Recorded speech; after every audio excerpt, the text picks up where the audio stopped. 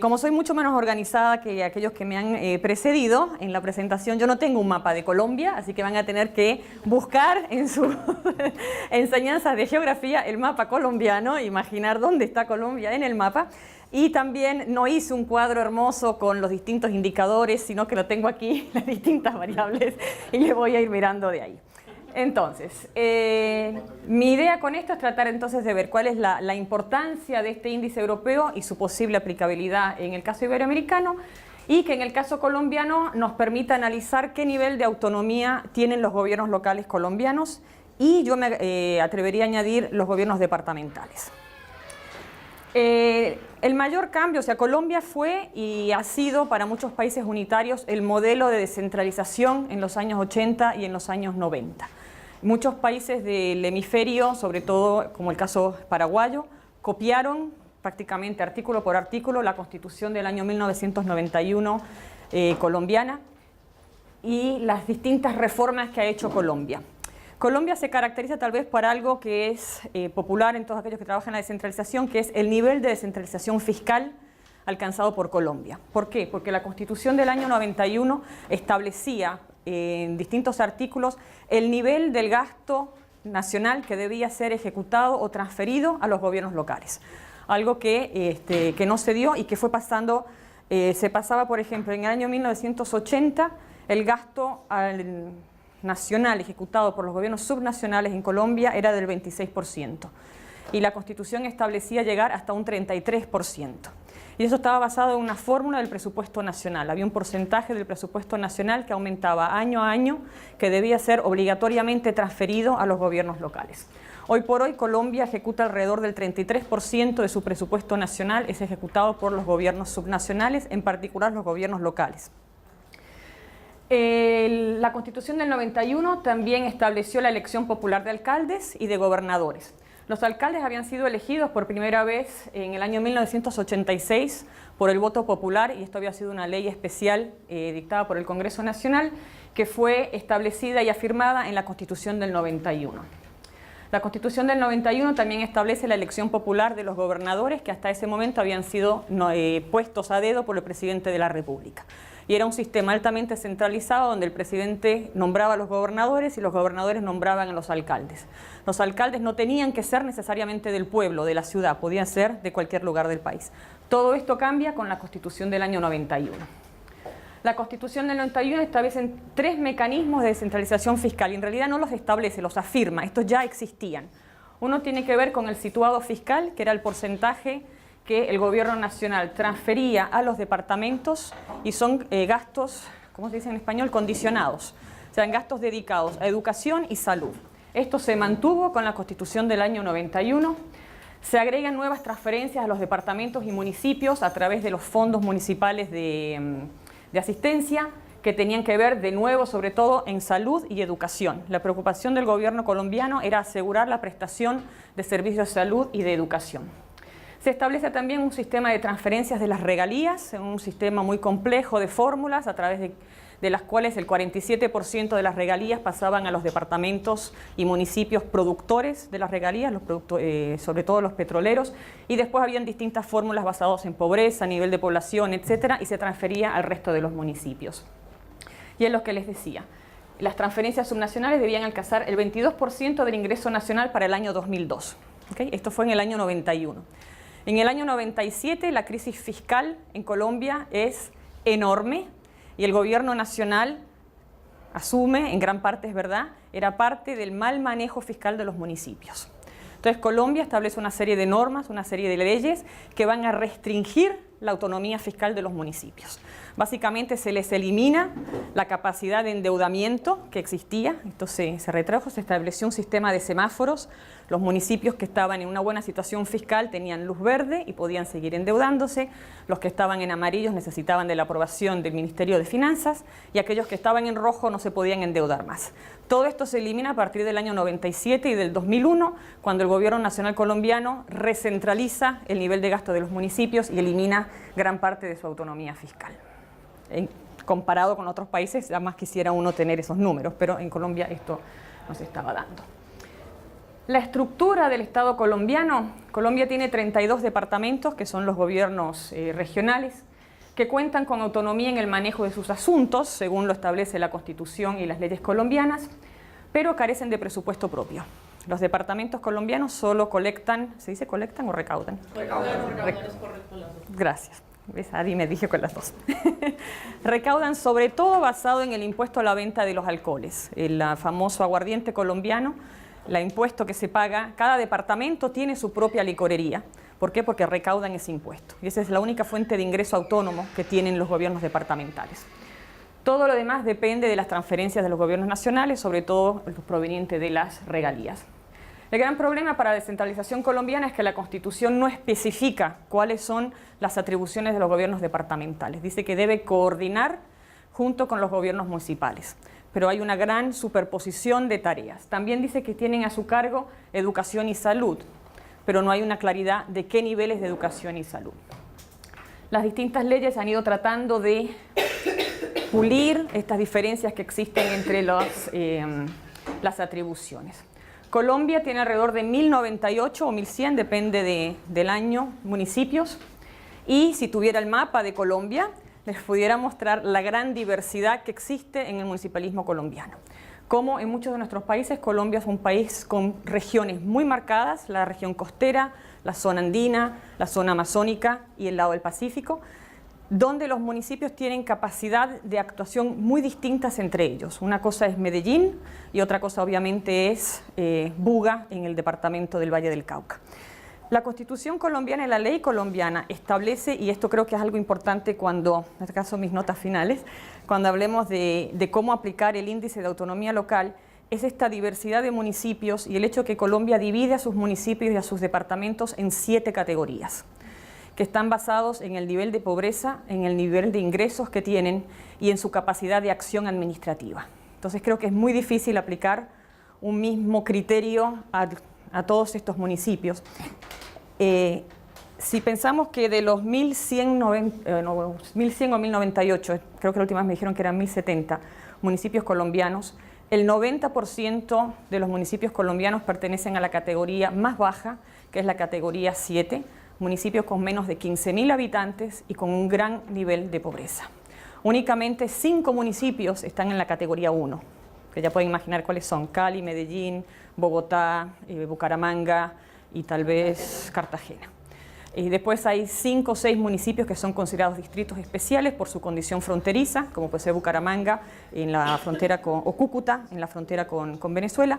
Pero esta diversidad hace también que la implementación del proceso de descentralización en Colombia ha sido muy diverso y muy difícil de medir, porque, y acá creo que hay una particularidad también, la Constitución del año 91 establece que todos aquellos servicios que los municipios no puedan prestar, los tiene que hacer el departamento, el gobierno regional. Entonces, lo que ha sucedido, sobre todo en educación y salud, es que los municipios más pequeños, este 90% de municipios más pequeños, no son ellos los que tienen la autonomía de la gestión, porque la toma el departamento, el gobierno regional, puesto que ellos carecen de la capacidad administrativa de hacerlo.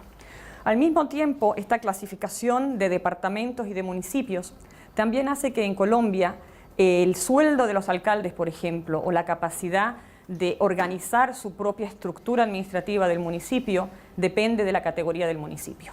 Entonces, los municipios más pequeños no pueden pagarle al alcalde una suma exorbitante de sueldo porque el gobierno nacional no se los permite. Entonces, esas son cosas que, si bien en los papeles hay autonomía administrativa, esa autonomía administrativa está limitada de acuerdo a la categoría de cada uno de los municipios. La descentralización fiscal, que es el gran tema por el cual Colombia se caracteriza. Yo había hecho una pequeña notita de, si uno piensa en la capacidad taxativa, ¿no? La capacidad de recaudar o la capacidad de decidir cómo gastar esos fondos. Si uno hace la pregunta, ¿tienen las autoridades locales la capacidad para crear nuevos impuestos? Absolutamente no. Pueden aumentar las tasas ya existentes o modificar algunos impuestos ya existentes como en el inmobiliario. Pero los gobiernos locales en Colombia y los gobiernos departamentales no tienen autoridad para crear nuevos impuestos. ¿Pueden cambiar o modificar las tasas ya existentes? Sí. ¿Tienen la autoridad para cambiar las bases de tasación, la base impositiva? Absolutamente no, depende del gobierno central. ¿Tiene el gobierno nacional control sobre los presupuestos locales? No, pero sí existe la Contraloría Nacional, que es a la cual los municipios y los departamentos tienen que al final de cada año fiscal presentar sus cuentas y son evaluados por la Contraloría Nacional. Pero sí tienen autonomía en lo que hace a la decisión de sus propios presupuestos. ¿Quiénes son los responsables de recaudar las tasas? Eso se hace a nivel local. Pero ¿quién tiene responsabilidad de recaudar los impuestos? El gobierno nacional. Entonces, ¿qué capacidad del gasto tienen los municipios colombianos? Acá voy a venir con este. El 80% de los impuestos son recaudados por el gobierno nacional. O sea, menos del 20% es recaudado por los gobiernos locales. Y los gobiernos departamentales recaudan menos del 2%. O sea, que pensemos 18% de los gobiernos locales y un 2% de los gobiernos departamentales. Un 25% de lo recaudado por el gobierno nacional se transfiere a los departamentos. Y acá es una de las características del modelo colombiano y por lo cual yo argumento que no hay la tan mentada autonomía fiscal en el caso colombiano por la forma en que están condicionados los gastos. O sea, las transferencias en Colombia vienen altamente condicionadas por el gobierno nacional. En el caso de los departamentos, el 60% de lo que reciben del gobierno nacional debe ser gastado en educación y un 20% en salud. Los municipios tienen fórmulas similares. Los departamentos y municipios tienen, lo que yo dije ya, una limitada capacidad de autonomía y esta gran dependencia de las transferencias del gobierno nacional.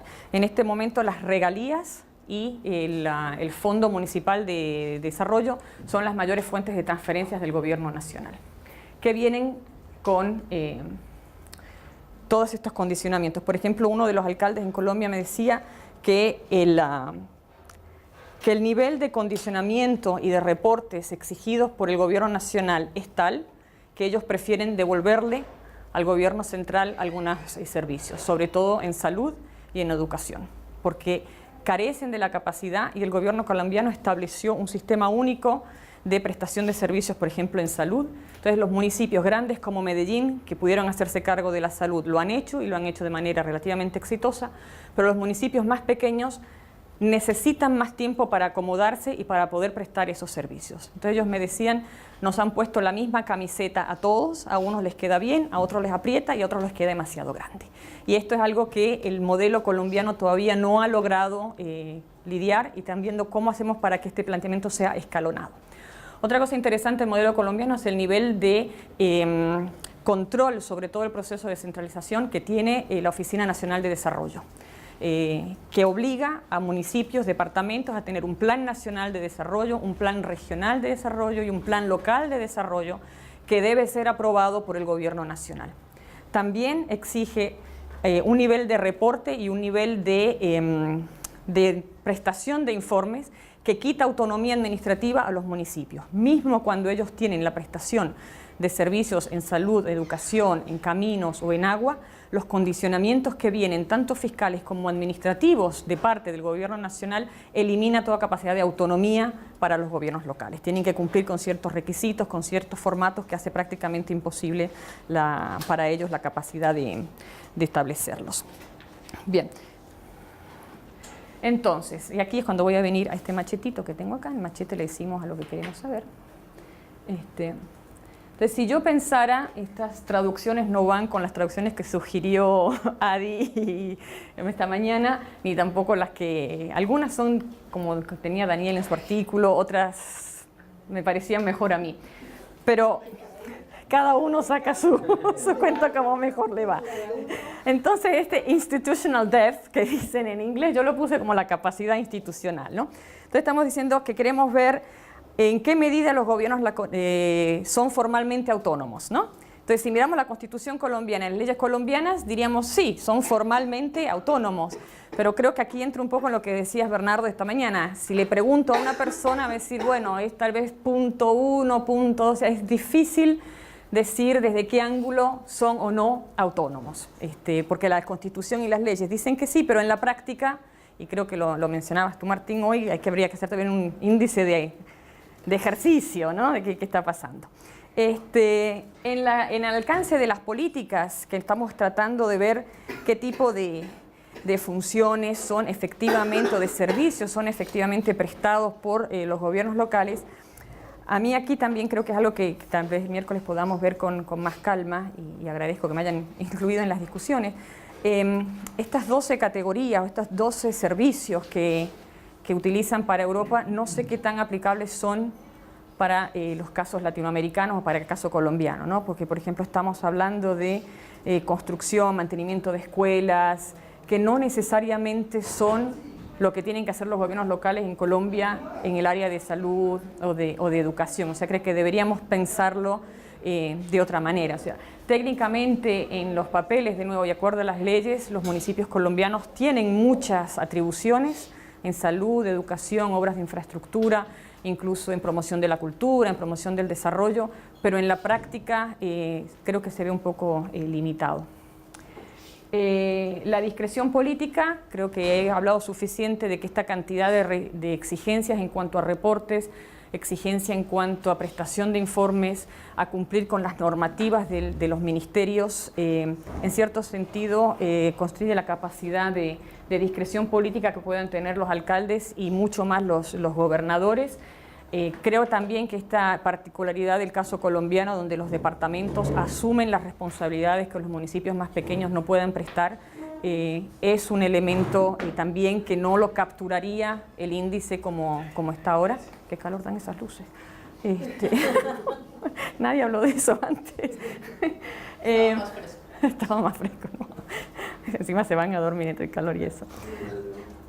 Yo puse en uno solo todo esto que habla de las variables que buscan medir la autonomía fiscal, ¿no? Porque el índice habla de 4, autonomía fiscal, en qué medida pueden ellos crear sus propios impuestos. Esto no mide nada para el caso colombiano. El sistema de transferencias fiscales existe en Colombia, es muy complejo. El año pasado, porque esta fórmula que tenían ellos de pasar hasta un 22%, debido a la crisis económica y a las reformas fiscales que hubo en el año 2001, a través de una decisión de la Corte Suprema, se eliminó este porcentaje que aumentaba automáticamente del presupuesto nacional y se pasó a una fórmula basada en inflación más 4%. Entonces se desligó el aumento automático de las transferencias del presupuesto nacional a una fórmula basada en inflación más 4%, pero esto se eliminaba el año pasado. Entonces Colombia lleva un año renegociando en el Congreso cuál va a ser la fórmula para las nuevas transferencias fiscales. Que yo sepa, no sé si Daniel está al tanto, yo no sé qué número han decidido o qué fórmula se ha decidido, pero esta es una pelea que la Federación Colombiana de Municipios está teniendo con el Congreso porque obviamente los alcaldes quieren mayores recursos, mayor descentralización fiscal y el gobierno nacional está, como siempre, con Colombia que tiende a ser bastante conservador en esto, está tratando de mantener las cuentas fiscales en orden y transferir más del presupuesto nacional ha sido un problema. El Financial Self-Reliance que dice el índice, no sé ni siquiera cómo traducirlo, pero busca ver la proporción del gobierno, de los ingresos del gobierno local que son derivados de sus propias fuentes. En Colombia existen los papeles, el impuesto inmobiliario, la recolección de las tasas, pero como en muchos países es una gran pereza fiscal. Hay un gran problema de recaudación del impuesto inmobiliario por razones políticas, por falta de catastros actualizados, lo que ha llevado a que los gobiernos locales no recaudan lo que deberían poder recaudar. O sea, tienen una capacidad limitada porque no pueden crear nuevos impuestos ni aumentarlas, y pueden sí aumentar un poco las tasas, pero ningún alcalde quiere realmente aumentar grandemente las tasas y hay este problema de pereza fiscal. La capacidad de endeudarse está muy limitada dependiendo de la categoría del municipio. Los municipios de categoría 1 tienen capacidad de endeudamiento, pueden hacerlo con aprobación del Ministerio de Finanzas, pero pueden hacerlo y han encontrado formas innovadoras de endeudarse a través de las empresas público-privadas, tienen un mayor espacio de acción, digamos.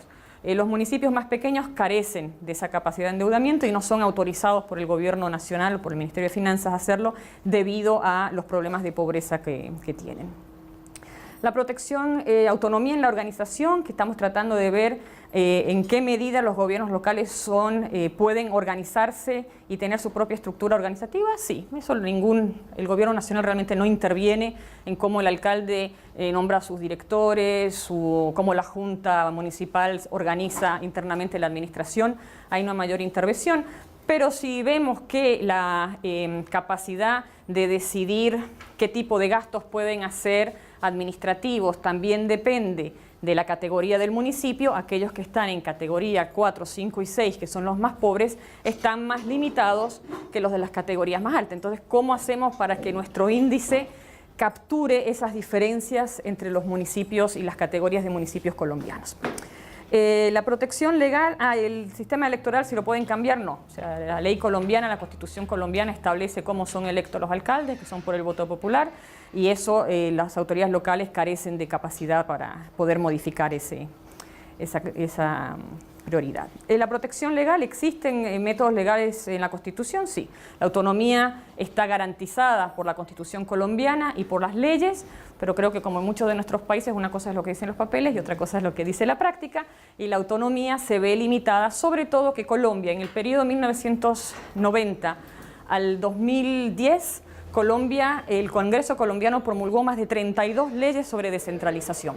Leyes que tienen que ver con descentralización fiscal, con descentralización administrativa, salud, educación, etcétera. Que suena maravilloso, pero esas leyes todas contienen una serie de condicionamientos fiscales, condicionamientos administrativos, que en realidad han cercenado la autonomía de los municipios en lo que hace a la prestación de esos servicios. La protección legal está ahí, la supervisión administrativa, yo cómo lo traduje eso, nivel de independencia en la gestión, me salió bien. Tienen un nivel de independencia en la gestión.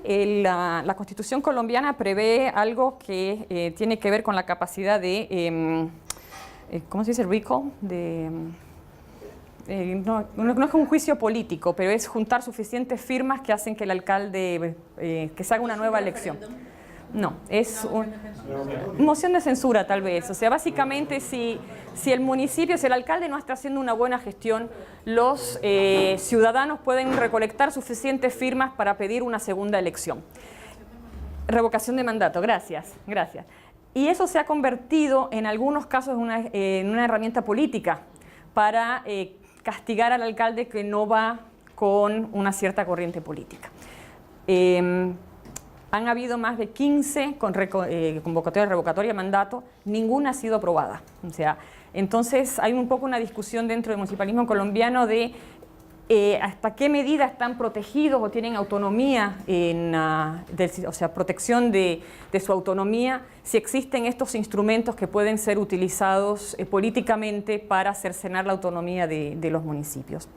Y finalmente, el acceso al gobierno central y o regional. Yo creo que Colombia tiene tal vez un caso interesante de una federación de municipios que es muy activa, que ha sido relativamente eficiente en su articulación con el gobierno nacional en la negociación de las prioridades del municipalismo colombiano.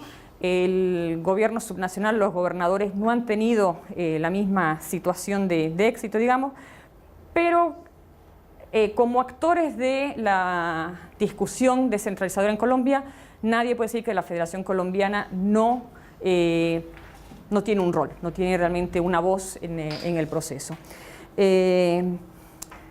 ¿Pueden llegar hasta el más alto nivel? No sé, porque como les digo, depende un poco de la situación política. Pero en general yo diría que la aplicación de este índice es más bien mixto, como pueden ver que pongo aquí, ¿no? La fortaleza institucional de los municipios depende de su categoría, depende del nivel de recursos humanos también, que es algo que no sé cómo lo mediríamos dentro del índice, ¿no? La capacidad de los recursos humanos dentro de los distintos municipios, en el caso colombiano. Como les digo, es muy difícil para un municipio de categoría 4, 5, 6 tener un personal de planta que sea calificado, que sea capaz de comprender lo que implica la prestación de servicios, y eso hace una cierta debilidad institucional. Como les decía, lo de las políticas a mí me parece que es difícil, según cómo está definido ahora, el poder medir ese alcance, la capacidad de acción de los alcaldes. esto ya lo vemos. La autonomía fiscal creo que sigue siendo uno de los grandes temas pendientes para el caso de Colombia. Sin embargo, han sido los de mayor avance dentro de América Latina, pero los propios alcaldes no piensan que los condicionamientos son tales que no les permiten realmente hablar de autonomía fiscal. En la administrativa, esto ya lo he hablado, así que no vamos a repetirlo. Entonces, a modo de conclusión, creo que el índice como está ahora, y creo que lo habíamos hablado también en Madrid, y como hemos venido diciendo ahora, deberíamos, y yo no veo todavía bien cómo, tal vez el miércoles ustedes me ayuden a pensarlo, cómo lo bajamos a los países o cómo haría Colombia para aplicar este índice cuando hay tanta diversidad de municipios, cuando hay 6 categorías de municipios, hay 5 o 6 categorías de departamentos, cómo hacemos para aplicarlo en aquellos casos donde la prestación de los servicios lo está haciendo el gobierno departamental y no el gobierno local. No sé muy bien cómo haríamos para capturar esa particularidad del caso colombiano. O sea, por eso me refiero de operacionalizar las variables y bajarlo al marco legal de cada uno de los países. Es muy distinto lo que decías tú de México o Argentina, que son países federativos a los países centralistas. Pero creo que a mí por lo menos me ha sido muy útil para repensar un poco este proceso de descentralización y qué es lo que queremos ver o nos gustaría apoyar en el proceso de descentralización, sobre todo a nosotros dentro de la universidad, cuyo trabajo es fortalecer gobiernos locales y trabajar con ellos en ese sentido. Y con eso termino. Gracias.